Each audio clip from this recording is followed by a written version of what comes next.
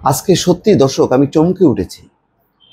একটা ভিডিও দেখলাম, সেখানে কোনো একটা লঞ্চের মাথায় দুই নারীকে পেটাচ্ছে বেল দিয়ে অথবা লাঠি দিয়ে এক তরুণ, এবং আশেপাশের পাবলিক মানে উৎসাহের সাথে সেটা হাততালি দিচ্ছে বা এই কাজে ওই যুবককে উৎসাহ দিচ্ছে যে আরও পেটাও।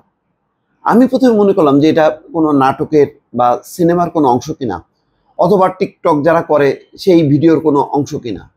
মানে একটু কনফিউজড হওয়ার পর আমার পরিচিত একজন, তাকে এই ভিডিওটা পাঠাই, বললাম কি এরকম ঘটনা, এটা কি সংবাদ বা বাস্তব নাকি সিনেমা নাটক? সে বলল যে বাস্তব। আমি বললাম তাই নাকি, এটা কি কোনো, বলো হ্যাঁ এটা গতকাল ঘটছে এবং এটা নিউজ হয়েছে। আমি সাথে সাথে বললাম যে নিউজ ক্লিপটা পাঠানোর জন্য। সত্যি নিউজ ক্লিপ পেলাম এবং তারপর দেখলাম এটা আমার বাংলাদেশ। এইভাবে দুই তরুণীকে প্রকাশ্যে পেটাচ্ছে বেল দিয়ে, আর পাবলিক সেটা প্রতিবাদ না করে সেটাকে আরো উৎসাহ দিচ্ছে। এটা কি সম্ভব বাংলাদেশে? দর্শক, এখন মনে হচ্ছে না সম্ভব, সবই সম্ভব। বাংলাদেশ হঠাৎ করে উল্টে গেছে, পাল্টে গেছে, সম্পূর্ণ ভিন্ন একটা চেহারা দেখছি এখন। অবিশ্বাস্য কাহিনী। দর্শক, কিছুক্ষণ আগে আমি প্রথম আলোর অনলাইন পত্রিকায় দেখলাম, তার আপডেট আছে। সেখানে শিরোনাম হচ্ছে লঞ্চে দুই তরুণীকে বেল দিয়ে পেটানো, সেই তরুণ আটক, বললেন আমার ভুল হয়েছে। মানে ভুল হয়েছে যে নিজে সচেতনভাবে পেটাচ্ছে, সে কি তার বোন, তারা মানে নিজের কেউ, যে শাস্তি দিচ্ছে?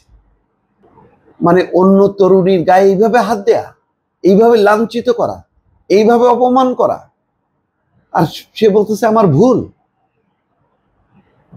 কোথায় যাব দর্শক? এ কোন দেশে এসে পড়লাম?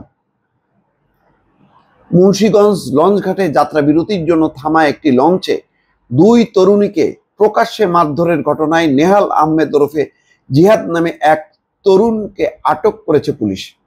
আজ শনিবার দুপুরে আটক করে সদর থানার পুলিশ। আমি ভাই আবারও বলি, আমার মনে হচ্ছে আবার ক্রসফায়ারের যুগে ফিরে যাওয়া দরকার। এই সমস্ত ঘটনায় তাৎক্ষণিকভাবে ক্রসফায়ার দিলে শিক্ষা হবে, এবং এইগুলি ব্যাপকভাবে বাধ্যতামূলকভাবে টেলিভিশনগুলোতে প্রচার করতে হবে। দেখুক অন্য, সবাইকে তো ধরে ধরে আনা যাবে না, বাকিদের ভেতরে যাতে রক্তে যাতে কম্পন ধরে। এই সরকার হোক আর পরবর্তী সরকার হোক, ভাই কিছুদিনের জন্য এই ক্রসফায়ার শুরু করেন। এই ক্রসফায়ারের জন্য জনগণ রাস্তায় নামবে, এটা হইতে পারে না, এটা আমার দেশ না। আটক নেহাল আহমেদ মুন্সিগঞ্জ সদর উপজেলার দক্ষিণ ইসলামপুর এলাকার বাসিন্দা। পুলিশ বলছে এমভি ক্যাপ্টেন নামের লঞ্চে মারধরের শিকার ওই দুই তরুণীর বয়স 19 থেকে 20 বছর হবে। সদর থানার ভারপ্রাপ্ত কর্মকর্তা সাইফুল আলম বলছেন, গতকাল শুক্রবার মারধরের একটি ভিডিও সামাজিক যোগাযোগ মাধ্যমে ভাইরাল হয়। সেই ঘটনার প্রেক্ষিতে আমরা জিহাদকে থানায় আসতে বলি, সে থানায় আসে, আমরা তাকে জিজ্ঞাসাবাদ করছি। ফেসবুকে ছড়িয়ে পড়া ভিডিওতে দেখা যায় দুই তরুণীকে লঞ্চের একেবারে সামনের অংশে উঠিয়ে বেল দিয়ে পেটাচ্ছেন এক তরুণ। এই সময় স্থানীয় লোকজন সেই দৃশ্য মুঠোফোনে ধারণ করে উল্লাস করছেন এবং বিভিন্ন স্লোগান দিচ্ছেন। ওই লোকগুলিও এগুলির কোনো মানে রক্তের দোষ আছে যেগুলি উল্লাস করতেছে। বললাম তো, একটা দুইটা না, প্রতিদিন ক্রসফায়ার চলতে থাকবে। কারণ বিবেক দিয়ে আর কাজ হবে না, আর বিবেক এদের জন্য না। এই পাবলিকও খারাপ, ওই যে ঘটনা ঘটাচ্ছে সেও খারাপ। ওসি জানান, গতকাল বেলা 3:30টার দিকে ঢাকার কেরানীগঞ্জ থেকে 200-300 জন যাত্রী নৌ ভ্রমণে বের হন। প্রথমে লঞ্চটি রাজধানীর সদরঘাট থামে।